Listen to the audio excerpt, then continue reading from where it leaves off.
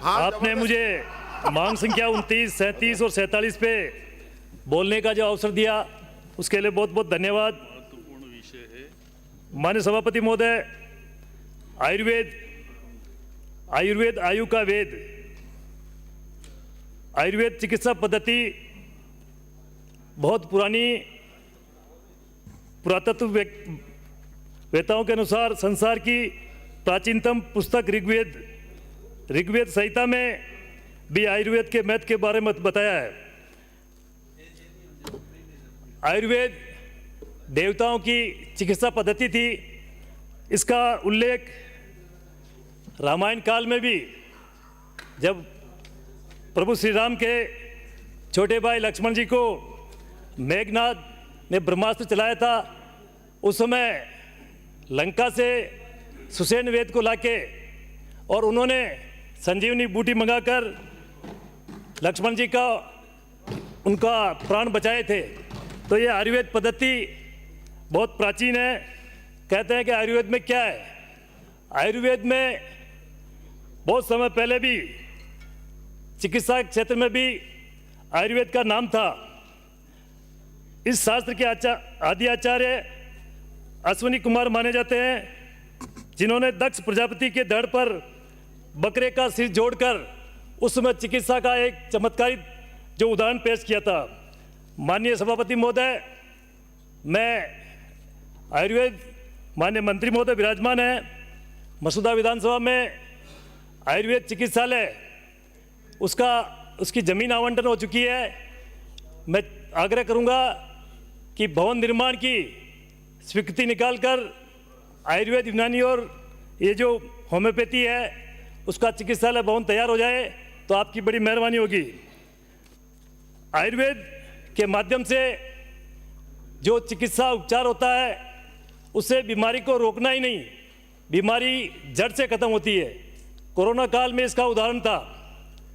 गिलोय, जिसको अमृता कहा जाता है, गिलोय, अश्वगंधा, तुलसी, गोधन अर्क, जहाँ गाय गौमाता की बहुत बात हो रही है, लेकिन मैं समझता हूँ माननीय सभापति महोदय, गोधन अर्क, गौमूत्र से कैंसर जैसी जो भयानक बीमारी है उसका भी समाधान आयुर्वेद में है और गोधन अर्क में है।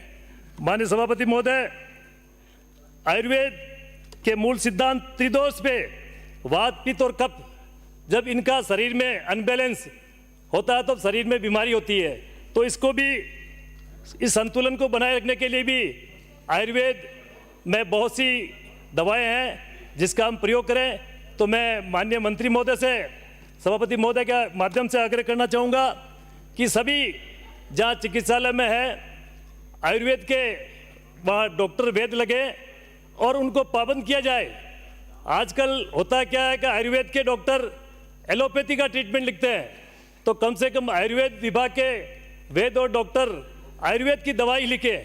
अगर आयुर्वेद के चिकित्सालय में दवा उपलब्ध नहीं है तो बाहर की भी लिखे, लेकिन आयुर्वेद की दवा लिखे।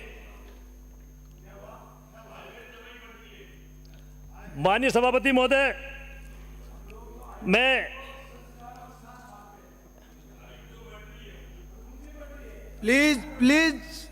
प्लीज आयुर्वेद के माध्यम से, आयुर्वेद में जो भी जड़ी बूटियां, जो जंगल में जो बहुमूल्य पुष्प और पौधों से जो तैयार दवाइयां होती है उसके कोई साइड इफेक्ट नहीं है। एलोपैथिक जरूरी है, लेकिन एलोपैथिक का उपचार लेते हैं हम, एक बीमारी के लिए एक दवा लेते हैं तो 10 एक नई बीमारियां शरीर में उसके साइड इफेक्ट होते हैं, तो 10 प्रकार की दवाएं और लेनी पड़ती है। मैं आयुर्वेद के लिए सभी जो चिकित्सालय हैं उसमें आयुर्वेद के डॉक्टरों के पदों को भरा जाए और आयुर्वेद के माध्यम से दवाएं उपलब्ध करवाई जाए। माननीय सभापति महोदय, देवस्थान विभाग में हमारे मसूदा विधानसभा में भगवान देवनारायण का मंदिर देवमाली जो मसूदा के पास में स्थित है, लाखों की संख्या में श्रद्धालु पूरे राजस्थान से वहाँ आते हैं। तो वहाँ मैं आपके माध्यम से सभापति महोदय के आपके माध्यम से आग्रह करना चाहूँगा कि उस देवमाली में मंदिर को देवस्थान विभाग में लिया जाए, क्योंकि वहाँ लाखों और हजारों की संख्या में जब श्रद्धालु आते हैं तो वहाँ कोई व्यवस्था ठीक प्रकार से नहीं हो पाती है। और दूसरा मैं आग्रह करना चाहूँगा कि भगवान देवनारायण का मंदिर बहुत ऊंचे स्थान पे है, तो वहाँ जो वृद्धजन आते हैं तो उनको दर्शन के लिए ऊपर चढ़ना बड़ा मुश्किल काम है। तो एक रोपवे अगर वो व्यवस्था हो जाए तो वृद्धजन भी ऊपर जाके भगवान देवनारायण के दर्शन कर सकें। माननीय सभापति महोदय, पशुपालन में हमारे प्रदेश के यशस्वी मुख्यमंत्री माननीय भजनलाल जी का आभार व्यक्त करना चाहूँगा कि पशुओं के लिए जो पशु चिकित्सा वाहन सभी विधानसभाओं में जो लगाए हैं, प्लीज मंत्री महोदय, हर पंचायत में एक दिन में 2 पंचायतों में जाके वो पशु चिकित्सा वाहन गाँव में गरीब जो पशुपालक हैं उनके पशुओं का इलाज करते हैं। उसके लिए बहुत बहुत धन्यवाद।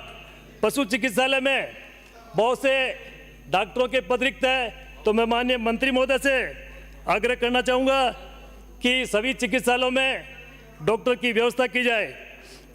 माननीय सभापति महोदय, मैं आपके माध्यम से माननीय मंत्री महोदय से आग्रह करना चाहूँगा कि जब पशुओं में बीमारी आती है तो पशुपालन विभाग के चिकित्सा कर्मी टीकाकरण का काम समय पर नहीं करते हैं, तो वैक्सीन समय पर लगाएं और गांव के जो जनप्रतिनिधि हैं उनको भी इसकी जानकारी देवें, जैसे पशुपालकों को वो जागरूक रहें और अपने पशुओं का टीकाकरण करा सकें। माननीय सभापति महोदय, चिकित्सालय में दवाएं की उपलब्धता रहती है, लेकिन चिकित्सा कर्मी वो पशुपालकों से बाहर की दवाएं लिखते हैं। तो मेरा माननीय मंत्री महोदय से आग्रह है कि सभी डॉक्टरों को पाबंद किया जाए कि जितना हो सके जितनी दवाएं चिकित्सालय में उपलब्ध है पशुपालकों को निःशुल्क व्यवस्था की जाए। आपने मुझे बोलने का अवसर दिया, उसके लिए बहुत बहुत धन्यवाद। जय हिंद, जय भारत।